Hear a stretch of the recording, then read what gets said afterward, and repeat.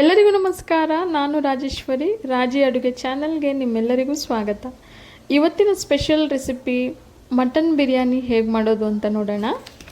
ಮೊದಲಿಗೆ ಬಿರಿಯಾನಿ ಮಾಡೋದಕ್ಕೆ ಬೇಕಾಗಿರೋ ಸಾಮಗ್ರಿಗಳನ್ನು ನೋಡ್ಕೊಳ್ಳೋಣ. 1 kg ಬಾಸ್ಮತಿ ಅಕ್ಕಿಯನ್ನು ಚೆನ್ನಾಗಿ ವಾಶ್ ಮಾಡಿ ನೆನೆಸಿಟ್ಟಿದ್ದೀನಿ. 8 ಈರುಳ್ಳಿಯನ್ನು ತೆಳುವಾಗಿ ಕಟ್ ಮಾಡಿ ಇಟ್ಕೊಂಡಿದ್ದೀನಿ. ಹಾಗೆ 4 ಟೊಮೊಟೊನ ತೆಳುವಾಗಿ ಕಟ್ ಮಾಡಿ ಇಟ್ಕೊಂಡಿದ್ದೀನಿ.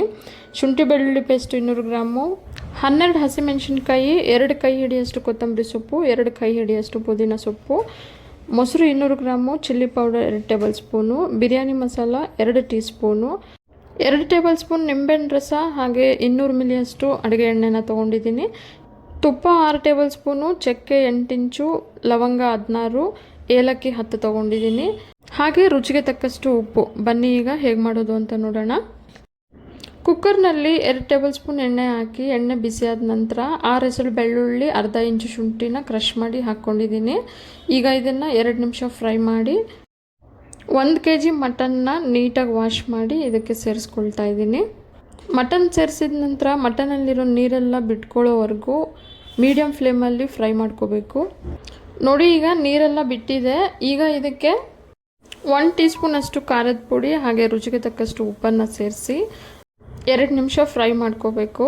ನಂತರ ಇದಕ್ಕೆ 4 ಗ್ಲಾಸಷ್ಟು ಬಿಸಿನೀರನ್ನು ಸೇರಿಸಿ ಒಂದು ಸಲ ಮಿಕ್ಸ್ ಮಾಡಿ ಕುಕ್ಕರ್ ಲಿಡ್ನ ಕ್ಲೋಸ್ ಮಾಡಿ 2 ವಿಜಿಲ್ ಕೂಗಿಸ್ಕೋಬೇಕು. ಈಗ ಒಂದು ಪಾತ್ರೆಯಲ್ಲಿ ಎಣ್ಣೆ ಹಾಗೂ ತುಪ್ಪನ ಸೇರಿಸಿ ಎಣ್ಣೆ ತುಪ್ಪ ಬಿಸಿಯಾದ ನಂತರ ಚಕ್ಕೆ, ಲವಂಗ, ಏಲಕ್ಕಿನ ಸೇರಿಸಿ ಹೆಚ್ಚಿಟ್ಕೊಂಡಿರೋ ಈರುಳ್ಳಿನ ಸೇರಿಸಿ ಈರುಳ್ಳಿ ಬೇಗ ಫ್ರೈ ಆಗೋದಕ್ಕೆ ಸ್ವಲ್ಪ ಪುಡಿ ಉಪ್ಪನ್ನು ಸೇರಿಸ್ಕೊಳ್ತಾ ಇದ್ದೀನಿ. ಈಗ ಈರುಳ್ಳಿಯನ್ನು ಪೂರ್ತಿಯಾಗಿ ಲೈಟ್ ಬ್ರೌನ್ ಬರೋವರೆಗೂ ಫ್ರೈ ಮಾಡ್ಕೋಬೇಕು. ಈರುಳ್ಳಿ ಈಗ ಪರ್ಫೆಕ್ಟಾಗಿ ಲೈಟ್ ಬ್ರೌನ್ ಕಲರಲ್ಲಿ ಫ್ರೈ ಆಗಿದೆ. ಈ ಕಲರ್ ಇದ್ರೇ ಬಿರಿಯಾನಿಗೆ ಟೇಸ್ಟ್ ತುಂಬ ಚೆನ್ನಾಗಿರೋದು. ಈಗ ಇದಕ್ಕೆ ನಾವು ರುಬ್ಬಿಟ್ಕೊಂಡಿರೋ ಶುಂಠಿ ಬೆಳ್ಳುಳ್ಳಿ ಪೇಸ್ಟನ್ನು ಸೇರಿಸ್ಕೊಂಡು 5 ನಿಮಿಷ ಮೀಡಿಯಮ್ ಫ್ಲೇಮಲ್ಲಿ ಬೇಯಿಸ್ಕೋಬೇಕು. ನೋಡಿ, ಸೈಡಲ್ಲೆಲ್ಲ ಎಣ್ಣೆ ಬಿಟ್ಟು ಶುಂಠಿ ಬೆಳ್ಳುಳ್ಳಿ ನೀಟಾಗಿ ಬೆಂದಿದೆ. ಈಗ ಇದಕ್ಕೆ ನಾವು ಕಟ್ ಮಾಡಿ ಇಟ್ಕೊಂಡಿರೋ ಟೊಮ್ಯಾಟೊ ಹಾಗೆ ಹಸಿಮೆಣಸಿನ್ಕಾಯನ್ನು ಸೇರಿಸಿ ಒಂದು ಸಲ ಮಿಕ್ಸ್ ಮಾಡಿ ನಂತರ ನಾವು ಕಟ್ ಮಾಡಿ ಇಟ್ಕೊಂಡಿರೋ ಕೊತ್ತಂಬರಿ ಹಾಗೆ ಪುದೀನ ಸೊಪ್ಪನ್ನು ಸೇರಿಸಿ 4 ನಿಮಿಷ ಮೀಡಿಯಮ್ ಫ್ಲೇಮಲ್ಲೇ ಬೇಯಿಸ್ಕೊಳ್ಳೋಣ. ಈಗ ಇದಕ್ಕೆ ಮೊಸರನ್ನು ಸೇರಿಸಿ ನಂತರ ಖಾರದ ಪುಡಿ ಹಾಗೆ ಬಿರಿಯಾನಿ ಮಸಾಲನ ಸೇರಿಸಿ 8 ನಿಮಿಷ ಮೀಡಿಯಮ್ ಫ್ಲೇಮಲ್ಲೇ ಬೇಯಿಸ್ಕೋಬೇಕು. ಮಸಾಲ ಎಲ್ಲ ಪೂರ್ತಿಯಾಗಿ ಈಗ ಬೆಂದಿದೆ. ನೋಡಿ, ಸೈಡಲ್ಲೆಲ್ಲ ಎಣ್ಣೆ ಬಿಟ್ಕೊಂಡಿದೆ. ಈಗ ಇದಕ್ಕೆ ನಾವು ಬೇಯಿಸಿಟ್ಕೊಂಡಿರೋ ಮಟನ್ ಪೀಸ್ಗಳನ್ನು ಮಾತ್ರ ಸೇರಿಸ್ಕೊಬೇಕು. ಬೇಯಿಸ್ಕೊಂಡಿರೋ ನೀರನ್ನು ಸೇರಿಸ್ಕೋಬಾರ್ದು. ಮಟನ್ ಪೀಸ್ಗಳನ್ನು ಸೇರಿಸಿದ ನಂತರ ರುಚಿಗೆ ತಕ್ಕಷ್ಟು ಉಪ್ಪನ್ನು ಸೇರಿಸಿ 4 ನಿಮಿಷ ಮೀಡಿಯಮ್ ಫ್ಲೇಮಲ್ಲೇ ಬೇಯಿಸ್ಕೋಬೇಕು. ಉಪ್ಪನ್ನು ನಾವು ಮಟನ್ ಬೇಯಬೇಕಾದ್ರೂ ಹಾಕಿದ್ವಿ, ಹಾಗಾಗಿ ಮಸಾಲ ರುಚಿಗೆ ತಕ್ಕಷ್ಟು ಹಾಕ್ಕೊಂಡ್ರೆ ಸಾಕು. ನಂತರ ನಾವು ನೆನೆಸಿಟ್ಟಿದ್ದ ಬಾಸ್ಮತಿ ಅಕ್ಕಿನ ಈಗ ಸೇರಿಸ್ಕೊಳ್ಳೋಣ. ನಾನಿಲ್ಲಿ 4 ಗ್ಲಾಸ್ ಬಾಸ್ಮತಿ ಅಕ್ಕಿನ ಬಳಸಿದ್ದೀನಿ. ಬಾಸ್ಮತಿ ಅಕ್ಕಿ ಬದಲಾಗಿ ಸೋನಾ ಮಸೂರಿ ಅಕ್ಕಿನ ಸಹ ನೀವು ಬಳಸ್ಕೋಬೋದು. ಅಕ್ಕಿನ ಸೇರಿಸಿದ ನಂತರ ನಿಧಾನಕ್ಕೆ ಮಿಕ್ಸ್ ಮಾಡ್ತಾ ಹಾಗೆ 2 ನಿಮಿಷ ಬೇಯಿಸ್ಕೋಬೇಕು. ಈಗ ಮಟನ್ ಬೇಯಿಸಿಟ್ಕೊಂಡಿರೋ ನೀರಿಗೆ 3 ಗ್ಲಾಸ್ ಬಿಸಿನೀರನ್ನ ಸೇರಿಸಿ ಅವೆರಡನ್ನೂ ಸಹ ಈಗ ಸೇರಿಸೋಣ. ಮಟನ್ ಬೇಯಿಸ್ಕೊಳ್ಳೋದಕ್ಕೆ ನಾನು 4 ಗ್ಲಾಸ್ ನೀರನ್ನು ಹಾಕಿದ್ದೆ. ಈಗ ಆ ನೀರಿಗೆ 3 ಗ್ಲಾಸ್ ನೀರನ್ನು ಸೇರಿಸಿ ಒಟ್ಟು 7 ಗ್ಲಾಸ್ ನೀರನ್ನು ಈಗ ಇದಕ್ಕೆ ಸೇರಿಸ್ತಾ ಇದ್ದೀನಿ.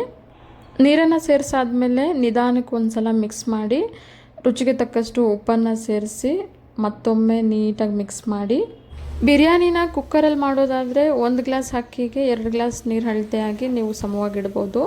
ನಾನೀಗ ಪಾತ್ರೆಯಲ್ಲಿ ಮಾಡ್ತಿರೋದ್ರಿಂದ 4 ಗ್ಲಾಸ್ ಅಕ್ಕಿಗೆ 7 ಗ್ಲಾಸ್ ನೀರನ್ನು ಬಳಸ್ತಾ ಇದ್ದೀನಿ. ಅಕ್ಕಿ ಬೇಯಬೇಕಾದ್ರೆ ಸೌಟನ್ನು ಆಗಾಗ ಆಡಿಸ್ತಾ ತಳ ಅಂಟದೇ ಇರೋ ಹಾಗೆ ನೋಡ್ಕೋತಾ ಇರಬೇಕು. ಈಗ ನೋಡಿ, ಸೈಡಲ್ಲೆಲ್ಲ ನೀರಿನ ಅಂಶ ಕಾಣ್ತಾ ಇದೆ. ಅಕ್ಕಿ ಪೂರ್ತಿಯಾಗಿ 80% ಬೆಂದಿದೆ.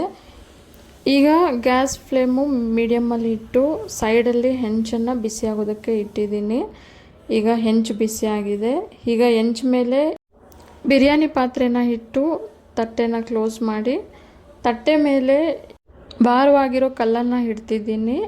ನಿಮ್ಮ ಹತ್ರ ಕಲ್ಲಿಲ್ಲ ಅಂತಂದರೆ ಒಂದು ಪಾತ್ರೆ ತುಂಬ ನೀರು ತುಂಬಿಸಿ ಪಾತ್ರೆನೂ ಸಹ ಇಡ್ಬೋದು.